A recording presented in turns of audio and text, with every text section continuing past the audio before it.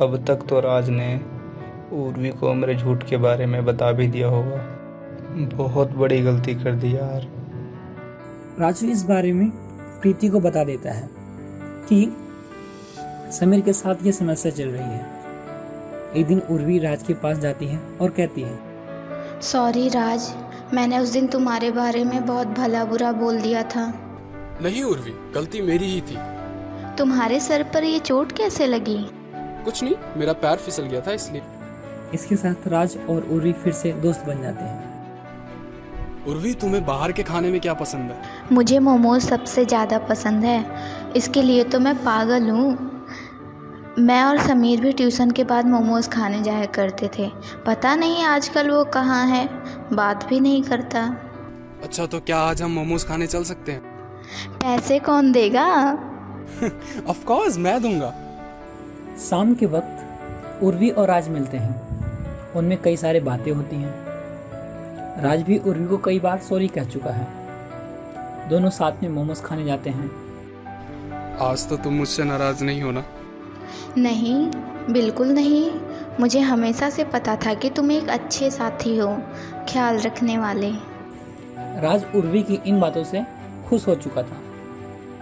आज रात फिर एक बार उर्वी समीर को फ़ोन करती है, पर आज समीर यह सोचकर फ़ोन उठा लेता है कि अगर राज ने सब कुछ बता भी दिया होगा तो मैं उर्वी से माफ़ी मांग लूँगा।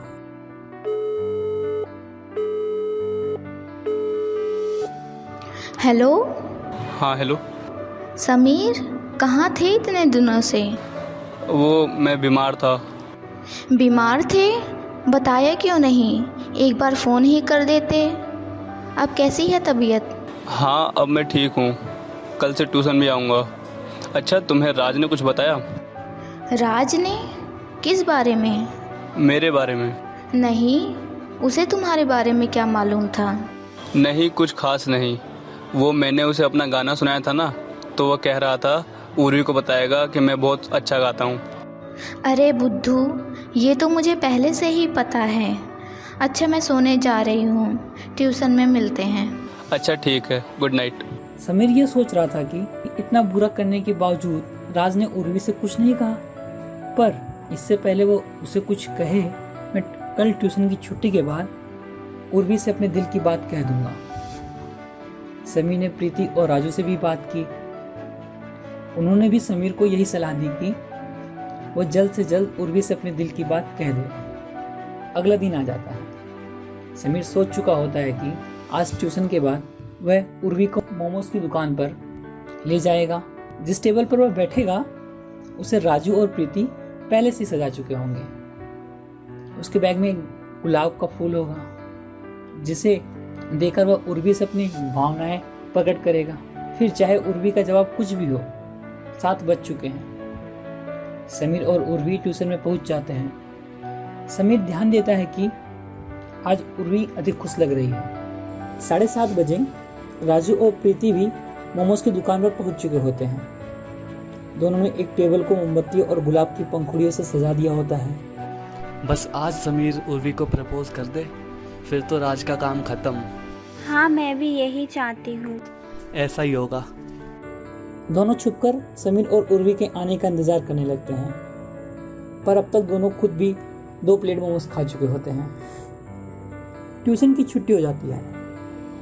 बाहर निकलते ही उर्वी बहुत उत्साह और खुशी से उछलते हुए समीर के पास आ जाती है। समीर भी बहुत खुश होता है, क्योंकि उर्वी की इतनी खुशी की वजह वह था।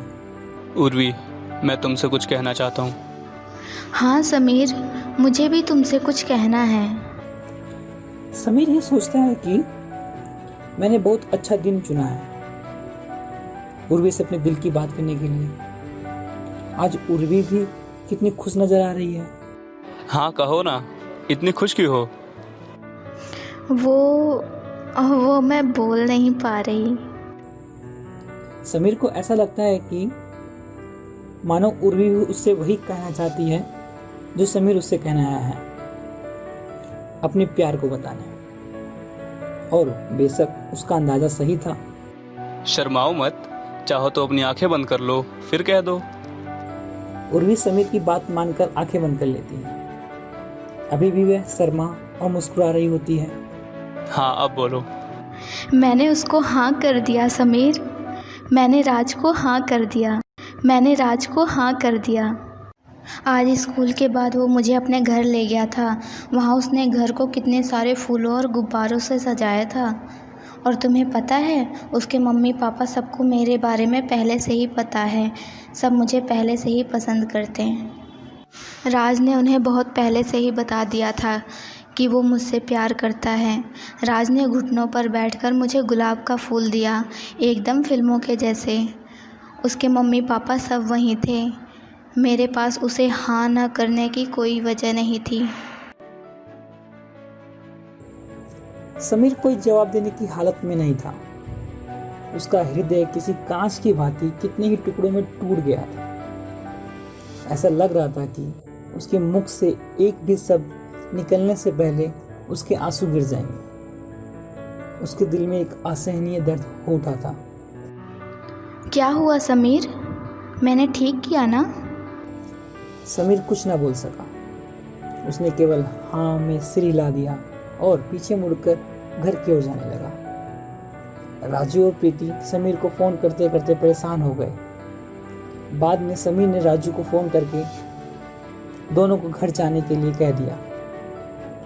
राजू के कई बार पूछने पर भी समीर ने इसका कारण नहीं बताया। समीर के मन में तड़प भी हो रही थी, पर वह किसी को इसका कारण भी नहीं बता सकता। मेरा प्यार हार गया। मैं उर्वी का दिल नहीं जीत सका। प्यार में कोई शक्ति नहीं होती। समीर के इस अपार दुख की आज कोई सीमा नहीं थी। अब कोई उम्मीद नहीं है। उर्वी को पाने के लिए किए गए सभी प्रयत्न विफल रहे, या उसका फल राज को मिल गया। निराशा से भरा समीर यही सोचते सोचते सो गया। उर्वी ने रात में प्रीति को भी फोन करके बता दिया कि वह राज को हाँ कह चुकी है। प्रीति ने राजू को भी इस बारे में बता दिया। दोनों समीर की उदासी का कारण समझ चुके थे। अगले दिन समीर ट्यूशन नहीं आया। कई महीनों के बाद ऐसा हुआ था, लेकिन उर्वी को समीर के लिए कोई विशेष चिंता नहीं थी। उर्वी ने भी आज समीर को कोई मैसेज या फोन नहीं किया था। बाद में राजेश सर ने बताया कि समीर अब से दूसरे बैच में 4 बजे आएगा। कई दिन बीत गए थे।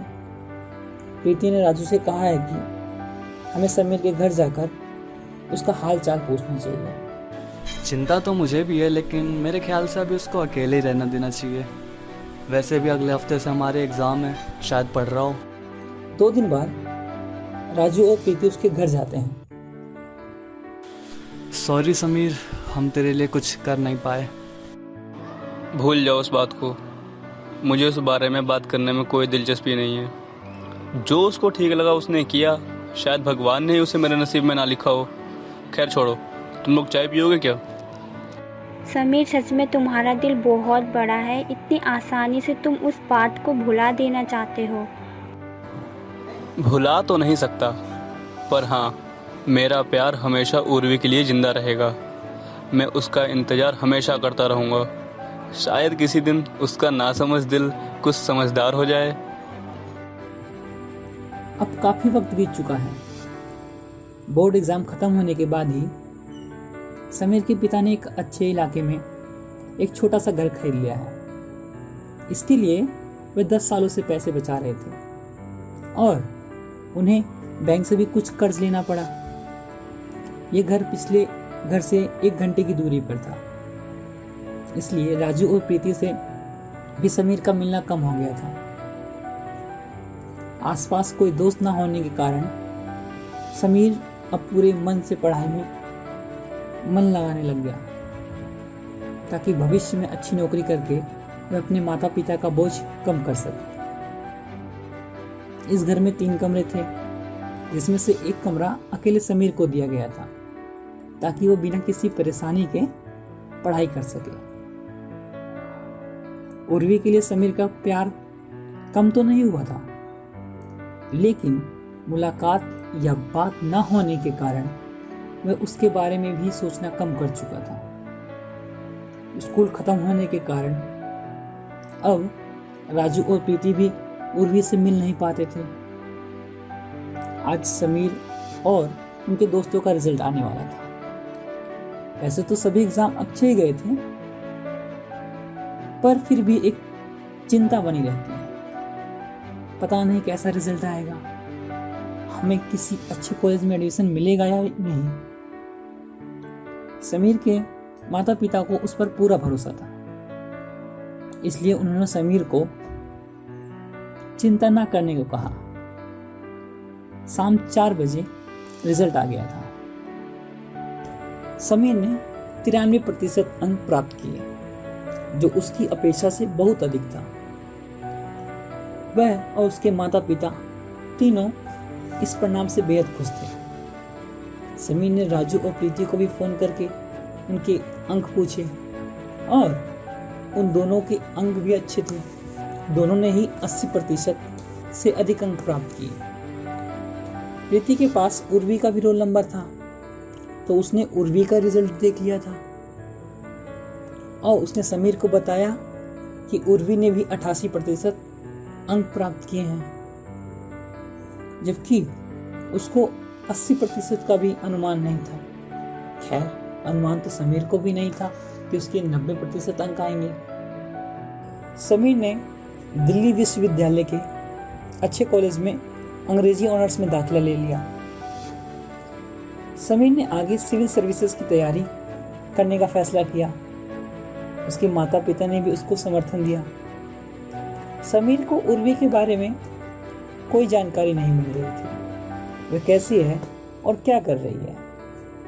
प्रीति कभी कभी उर्वी को फोन करके उसका हालचाल लेने का प्रयास करती थी, लेकिन फोन स्विच ऑफ रहता था। बाद में उर्वी की दोस्त ने प्रीति को बताया कि उर्वी का फोन गिरकर टूट गया है और अभी उसके पास कोई फोन भी नहीं है। समीर सिविल सर्विसेज की तैयारी के लिए एक कोचिंग भी जाने लगा। अब कॉलेज और कोचिंग की वजह से उसके पास जरा सा भी समय नहीं था उसके दोस्तों से मिलने का और ना ही उर्वी को याद करने का। ऐसा नहीं है कि इसके बाद समीर और उर्वी कभी मिले नहीं, पर इस विषय में हम अगले भाग में चर्चा करेंगे। तब तक के लिए सब्बा खैर, शुक्रिया, आदाब, अभिनंदन। भाग 1 समाप्त।